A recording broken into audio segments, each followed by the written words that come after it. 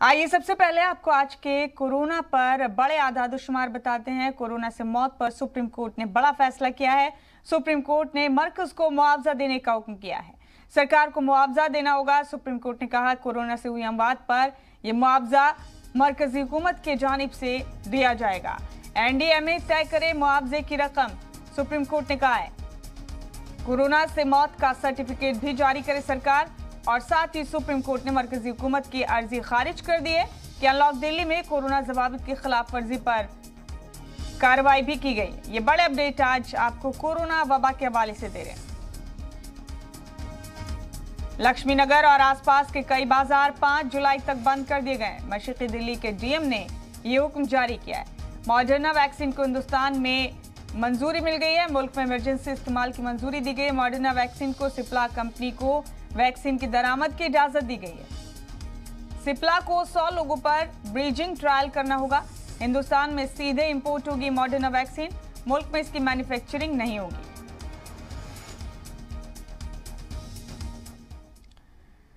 और आप बता दें कि अमेरिकी कंपनी मॉडर्ना की कोरोना वैक्सीन के इमरजेंसी इस्तेमाल के लिए डीसीजीआई ने मंजूरी दे दी है। सिप्ला अब इस वैक्सीन की इंपोर्ट भारत में कर सकेगी। मॉडर्ना अपनी वैक्सीन जो भारत को डोनेट करेगी उसमें सिप्ला, मॉडर्ना और भारत सरकार के बीच एक जरिए की तरह काम करेगी। यानी मॉडर्ना से वैक्सीन इंपोर्ट करके भारत सरकार को देगी और सिप्ला मॉडर्ना की वैक्सीन को भारत में बनाएगी या मॉडर्ना से खरीद कर भारत में बेचेगी। इस पर कोई करार अभी मॉडर्ना और सिप्ला के बीच नहीं हुआ, लेकिन अच्छी बात यह है कि भारत में अब जल्द ही चौथी वैक्सीन भी आ जाएगी।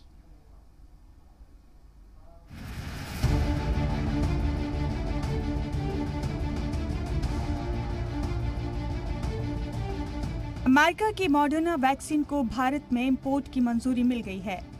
डीसीजीआई ने दवा बनाने वाली कंपनी सिप्ला को इंपोर्ट करने की इजाजत दी। इस वैक्सीन के आने के बाद भारत में दस्तयाब वैक्सीन की कुल तादाद 4 हो जाएगी। मॉडर्ना पहली ऐसी इंटरनेशनल वैक्सीन होगी जो पूरी तरह गैर मुल्क से ही तैयार होकर आएगी। ये जो लाइसेंस मिला है ये पहला इम्पोर्टेंट स्टेप है कि आप रिस्ट्रिक्टेड यूज़ के लिए न्यू ड्रग की परमिशन आपको मिल गई है। इमरजेंसी यूज़ ऑथराइजेशन हो गया है। अब इसके बाद जो अगले स्टेप हैं वो कंपनी करेगी। उसके जो भी प्रोसेस है वो सिंपल से प्रोसेस है, उनको ख़त्म करेंगे प्रोसेस। उसके बाद ये वैक्सीन इंपोर्ट हो सकता है कहीं, जैसे भी यहाँ पे आना है। और जैसे भी हमने ऐसे वैक्सीन के लिए जो प्रावधान किया हुआ है आगे वो लागू होगा। मॉडर्ना दवा कंपनी की mRNA 1273 कोविड-19 वैक्सीन, जिसकी कोरोना के खिलाफ लड़ने की अहलियत 94% है और भारत में मॉडर्ना को मंजूरी मिलना यकीनन एक अच्छी खबर है। कोरोना के खिलाफ जंग में टीकाकरण के लिए भारत में चौथी वैक्सीन भी उपलब्ध होने जा रही है। मॉडर्ना के टीके को केंद्र सरकार ने हरी झंडी दे दी है। हालांकि इसके लंबे वक्त तक के लिए स्टोरेज करने के लिए -25 डिग्री से लेकर -50 डिग्री तक तापमान की ज़रूरत होगी। इसके लिए भारत में इंफ्रास्ट्रक्चर को और अपग्रेड करना होगा। लेकिन स्वास्थ्य मंत्रालय से मिली जानकारी के मुताबिक 2 डिग्री से लेकर -8 डिग्री में भी महीने भर तक के लिए ये टीका रखा जा सकता है। लिहाजा ज़्यादा दिक्कत नहीं होगी कम समय तक के स्टोरेज के लिए। इसके पहले ही भारत में कोवैक्सीन, कोविशील्ड के टीके लग रहे हैं और तीसरी वैक्सीन स्पुतनिक भी बाजार में उपलब्ध होने जा रही है। यानी 3 वैक्सीन पहले से और मॉडर्ना का जो ये टीका है ये चौथा टीका होगा। स्वास्थ्य मंत्रालय ने इसे पहली इंटरनेशनल वैक्सीन भी कहा है क्योंकि इस वैक्सीन का भारत में ट्रायल नहीं होगा, सीधे तौर पर ये भारत में आएगी और लोगों का वैक्सीनेशन इससे किया जाएगा। ब्रह्म प्रकाश दुबे, जी मीडिया, दिल्ली। हालांकि मॉडर्ना कंपनी की कोरोना वैक्सीन इस साल भारत को मिलने का इम्कान फिलहाल नहीं दिखता। एक रिपोर्ट के मुताबिक मॉडर्ना वैक्सीन के साउथ ईस्ट एशिया के सप्लाई पार्टनर ज्वेलिक फार्मा की जानिब से मंगल को कहा गया कि इस mRNA वैक्सीन के इस साल के ऑर्डर बुक हो चुके हैं। आज की तारीख में जो भी बातचीत चल रही है वो 2022 में सप्लाई के लिए चल रही है। ज्वेलिक company South East Asia, Hong, Kong और ताइवान में मॉडर्ना की वैक्सीन की खरीद, तकसीम और रेगुलेटरी अप्रूवल का काम करती है। मॉडर्ना को मंजूरी के साथ अब उम्मीद है कि फाइजर वैक्सीन को भी जल्द भारत में मंजूरी मिल सकती है। इस बीच भारत में वैक्सीनेशन का आदादुशुमार 33 करोड़ को पार कर गया है। सिर्फ जून महीने में अब तक 11.25 करोड़ डोज दी जा चुकी हैं। ये रिपोर्ट जी मीडिया।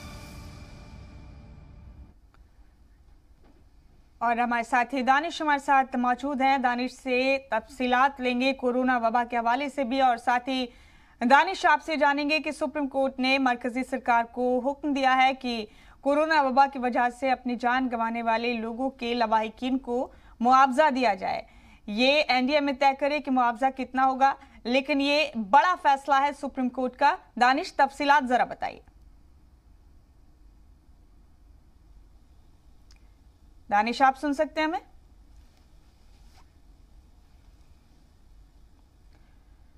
तो कोरोना वबा के हवाले से तमाम अपडेट हमने आपको दिए। कोरोना की तीसरी लहर की मुकम्मल तैयारी की जा रही है मुल्क भर में। तीसरी लहर में मजीद लोगों की जान ना जाए, इसके लिए भरपूर कोशिशें की जा रही हैं।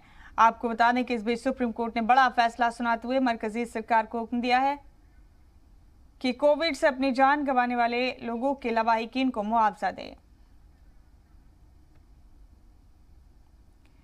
तमाम बड़े अपडेट आपको दे रहे हैं। क्या दिल्ली में फिर से लॉकडाउन की तैयारी है? ये भी एक बड़ा सवाल है, क्योंकि कोरोना ज़ाब्तों की खिलाफ वर्जी करने के चलते दिल्ली में लक्ष्मी नगर जैसी मार्केट को बंद कर दिया गया है 5 जुलाई के लिए, क्योंकि यहां पर ज़ाब्तों की पासदारी नहीं की गई, ज़ाब्तों को तोड़ा गया और इसी के चलते सरकार को ये अहम फैसला करना पड़ा। तो मुल्क में कोरोना का कहर धीरे धीरे कम हो रहा है, लेकिन इस तरह से ज़ाब्तों की पासदारी नहीं की जाएगी तो ये कहर बढ़ सकता है और इसीलिए सरकारों को अब कई और अहम फैसले लेने पर मजबूर होना पड़ा है। दिल्ली में लक्ष्मी नगर मार्केट को बंद कर दिया गया है 5 जुलाई के लिए, क्योंकि 5 जुलाई तक के लिए, क्योंकि यहाँ ज़ाब्तों की पासदारी नहीं की जा रही थी।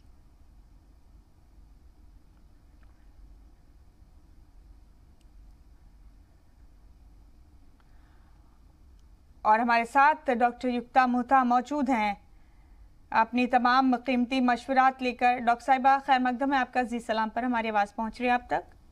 जी बिल्कुल।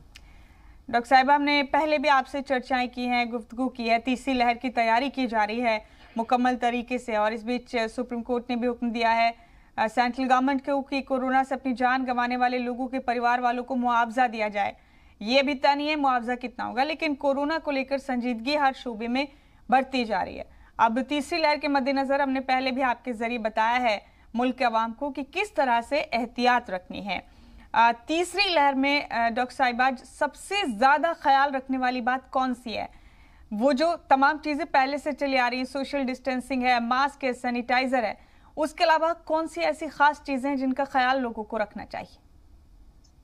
जी देखिए, हम कोविड से ये समझ चुके हैं कि जो हमने अभी बातें करी, सोशल डिस्टेंसिंग, मास्क लगाना, उसके अलावा एक वैक्सीन है जो बहुत जरूरी हिस्सा बन गया है हमारी जिंदगी का। हमें ये लगवाना बहुत जरूरी है ताकि हम तीसरी लहर की कोविड से लड़ पाए।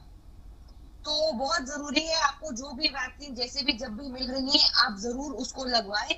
जैसा कि हम स्टडीज में देखा गया है कि तीसरी लहर का जो वायरस है वो लंग्स को बहुत ज्यादा और बहुत तेजी से अफेक्ट कर रहा है। And lung being the primary very important source of oxygen and respiration, हमें बहुत जरूरी है कि हम लंग्स को प्रोटेक्ट करें और हमें जितनी तीसरी लहर से अपने आप को बचा के रख पाए उतना जरूरी है। जो डेल्टा प्लस वेरिएंट है कोविड का, तो इसलिए बहुत जरूरी है कि आप लोग वैक्सीन लगवाएं। वैक्सीन से आपके शरीर में एंटीबॉडीज बनती है जो कुछ हद तक आपको कोविड से लड़ने में मदद करेंगी। वैक्सीन तो एक अहम हथियार है ही, ये शुरू से कहा जा रहा है तिब्बी एहलकारों की तरफ से। डॉक्टर युक्ता, कहा जा रहा है कि तीसरी लहर में ये जो डेल्टा प्लस वेरिएंट है जो परेशान करने वाला है लोगों को, इसके चलते मेडिसिन का, इंजेक्शंस का या इलाज का भी फायदा उतना कारगर नहीं हो पाएगा जितना कि ये दूसरी लहर में लोगों को इलाज का फायदा हो पा रहा था।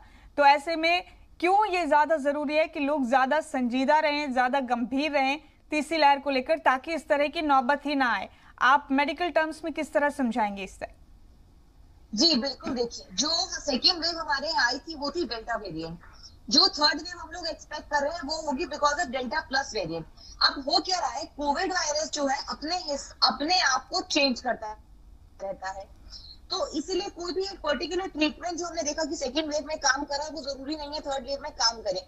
क्यों? क्योंकि वो हर बार जब अपने आप को म्यूटेट करता है या अपना रूप बदलता है तो वो और स्ट्रॉन्ग बन के आता है, जिसका मतलब ये है कि वो बहुत अच्छी तरह से आपके इम्यून सिस्टम और आपकी एंटीबॉडीज जो ऑलरेडी उनके पास आपके पास है, उसको काफी हद तक जो है उनसे लड़ पा रहा है और अपने आप को शरीर में स्थगित कर रहा है। तो जो हमने सेकेंड वेव में देखा कि हमने एंटीबॉडी कॉकटेल ट्रीटमेंट जो बहुत इफेक्टिवली काम करा है, वो डेल्टा प्लस वेरिएंट पे भी उतना कारगर नहीं है। उसका रीजन यही है कि डेल्टा प्लस वेरिएंट ने लड़ना सीख लिया है उन एंटीबॉडी से, और लंग्स में अपने आप को जाके और मजबूती से वो रह रहा है। इस वजह से जो है दिक्कत ज्यादा देखी जाएगी डेल्टा प्लस वेरिएंट में। अगर ये थर्ड वेव आ जाती है तो मेजर पॉपुलेशन इफेक्ट होगी, बिकॉज ये बहुत ज्यादा कम्युनिकेबल है, स्प्रेड आराम से कर रहा है और लंग्स के टुवर्ड्स इसकी एफिनिटी ज्यादा है एज कंपेयर टू द पहले वाले वेरिएंट्स जो हमारे पास डेल्टा थे और जो फर्स्ट वेव में कोविड के वेरिएंट थे। जी ठीक है डॉक्टर साहिबा, हमारे साथी दानिश हमारे साथ मौजूद हैं।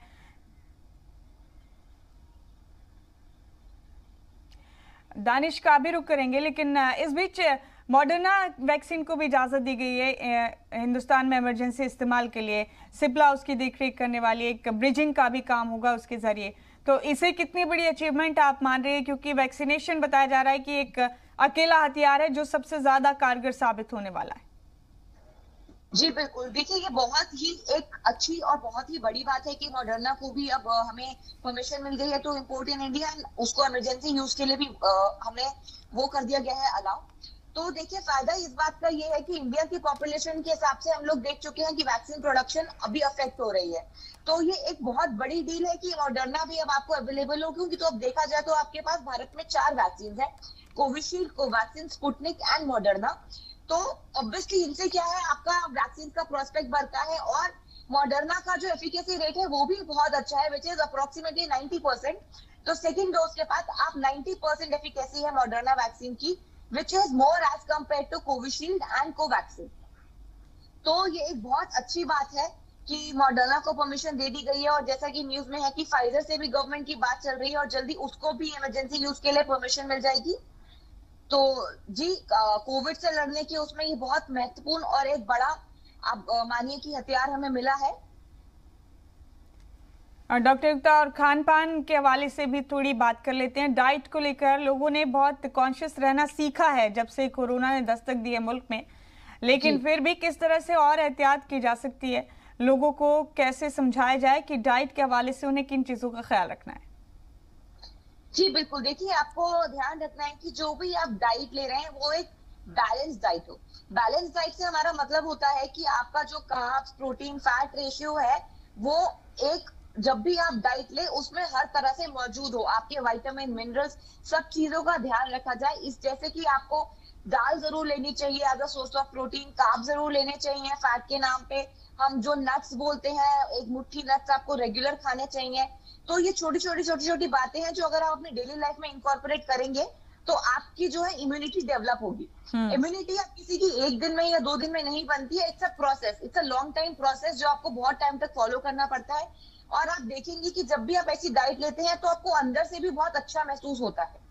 इसके अलावा और बहुत जो जरूरी बात वो होती है कि फिजिकल एक्टिविटी, तो आपको हर किसी के लिए, चाहे बच्चा हो या बड़ा हो, आधे घंटे से 1 घंटे जितना भी आप मैनेज कर पाए, आपको अपनी लाइफ में फिजिकल एक्टिविटी करनी है, जिसमें आप चाहे तो वॉक से स्टार्ट कर सकते हैं या कुछ हल्के फुल्के व्यायाम या योगा के आसन वगैरह से भी आप करके अपने आप अपनी इम्यूनिटी बना सकते हैं। जी, आपने ये तमाम चीज़ें बहुत कारगर बताई हैं डॉक्टर युक्ता, मैं उम्मीद है कि लोगों को इससे ज़रूर फ़ायदा होगा। एक और चीज़ जानना चाहेंगे आपसे कि अब क्योंकि लोगों की ज़िंदगी बहुत भागदौड़ से भरी हुई हो गई है, और पीछे भी कहा गया था कि कोशिश करें कि लोग बाहर खाना कम खाएं, लेकिन कुछ लोग हैं जो चाहें भी तो ये एहतियात नहीं कर सकते, तो उस सूरत में उन्हें किस तरह से ख्याल रखना है? जी देखिए, बहुत लोग हैं ऐसे जो अकेले रहते हैं शहर में, जिनके पास दरिया नहीं है कि वो खुद बना पाए। उनको एहतियात में ये रखना है कि आप जब भी बाहर से भी अगर आप डाइट लेते हैं तो ऐसा नहीं है, बाहर भी आपके पास बहुत सारे ऑप्शन है, वो भी लिमिटेड नहीं है। तो आप अपनी डाइट उस प्रकार से बना सकते हैं, या कुछ चीजें जो होती है जिनको हम फॉर ब्रेकफास्ट, जैसे एग्स हो गए और सोया हो गया, ये चीजें हैं जो इजीली हर जगह मिल जाती है और इनको कुक करना भी बहुत ज्यादा मुश्किल नहीं होता है।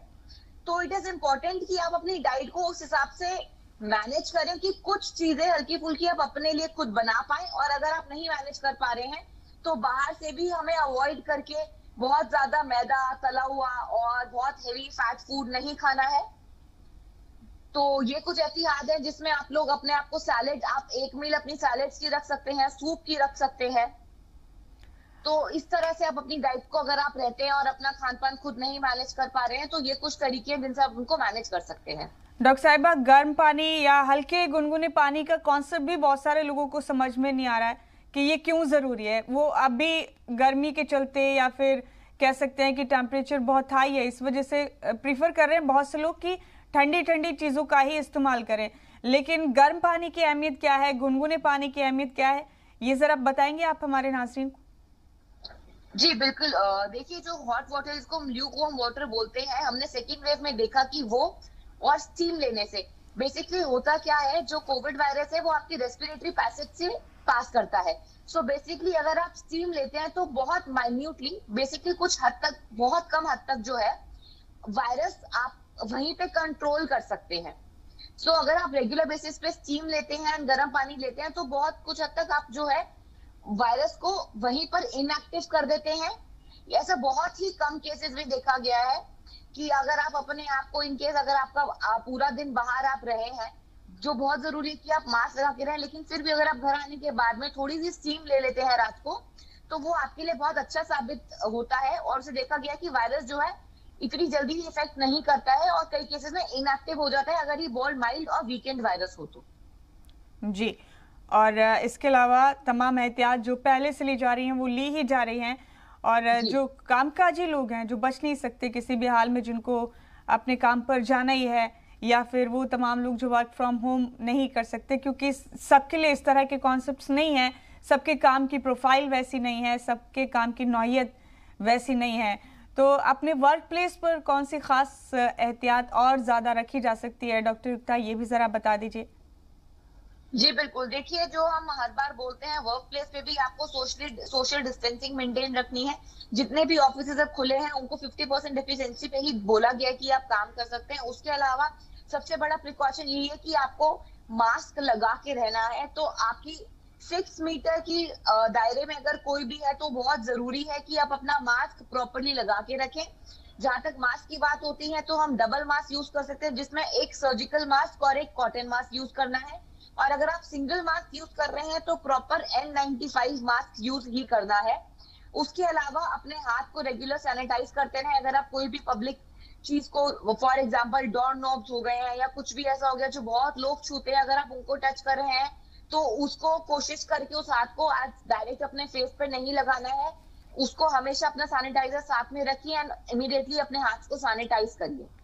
और डॉक्टर साहिबा, स्मोकिंग के हवाले से भी जरा लोगों को अलर्ट कर दीजिए प्लीज, क्योंकि जो लोग आदी हैं उन्हें नहीं समझ में आ रहा है कि ये कितनी संजीदा साबित हो सकती है चीज, कितनी तशवीशनाक साबित हो सकती है। देखिए, स्मोकिंग तो हमें शुरू से पता ही है कि it is not a good habit. Smoking आपके लंग्स को ऑल वीक करती है। ये पहले हम थोड़ा इससे समझते हैं मेडिकल टेक्नोलॉजी से। तो अगर आप कोविड से अफेक्ट होते हैं तो आप ऑलरेडी, हमें भी पता है कि कोविड का जो फर्क है वो लंग्स पर आता है मेजरली। तो अगर आप ऑलरेडी एक स्मोकर हैं और आपको कोविड हो जाता है तो आप ये सोचिए कि आपके लंग्स को बिल्कुल ही फाइट करने की उनमें टेंडेंसी नहीं है, बिकॉज आपने स्मोकिंग से ऑलरेडी उनको काफी वीक कर रखा है। ये तो रही सेम अफेक्शन की बात।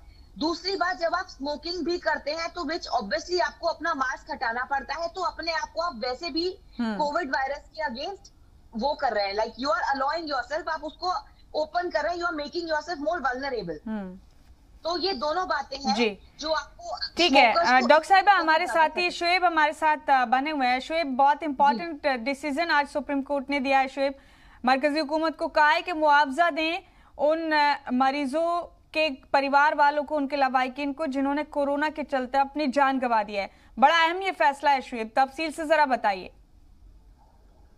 इससे पहले जब सुप्रीम कोर्ट में या सरकार के पास ये मामला था तो सरकार ने इनकार कर दिया था कि इतने लोगों को मुआवजा नहीं दे सकते और 4 लाख रुपए अगर हर व्यक्ति के परिवार को दिया जाएगा तो इससे बहुत ज्यादा राज्यों की जो हुकूमतें हैं, जो सरकारें हैं, उन पर बर्डन होगा फाइनेंशियली, इसलिए इनकार कर दिया था। लेकिन सुप्रीम कोर्ट जब मामला पहुंचा और लगातार ये बात कही जा रही है, कई जगहों पर इस तरह के मामले सामने आए, जब सरकारी लापरवाही यानी कि इलाज ना मिलने की वजह से लोगों ने दम तोड़ा है, सही वक्त पर इलाज नहीं मिला, वहां पर बहुत ज्यादा दिक्कतें रही, अलग अलग सूबों से लगातार ये खबरें आती रही।